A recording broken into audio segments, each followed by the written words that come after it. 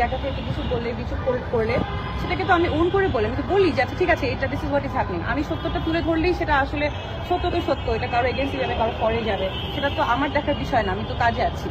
তো এটাকে ইউজ করে যেখানে আমার কোনো রাজনৈতিক সংশ্লিষ্টতা নেই, আমি কোনো রাজনৈতিক দলের সাথেও না, আমি একটা সাধারণ শিক্ষক, সেখানে আমাকে সেই 1 বছর ধরে এগুলো কন্টিনিউসলি চলেই যাচ্ছে, এটার কোনো আসলে প্রতিকারও আমি পাচ্ছি না, কোনো শেষও হচ্ছে না।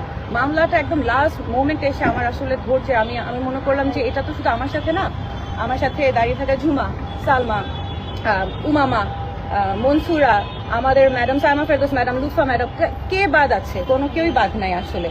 সেক্ষেত্রে হেমা মানে আমরা দেখলাম যে যখনই মেয়েরা তাদের জায়গা থেকে তাদের কাজে এগিয়ে যেতে চায় বা সত্যের পথে এগিয়ে যেতে, তখনই আসলে তাদেরকে নিচে নামানোর জন্য এভাবে সেক্সুয়াল হ্যারাসমেন্ট, অনলাইন বুলিং এগুলো চলতেই আছে। তো আমি মামলাটা করেছি, ইটস এ মেসেজ।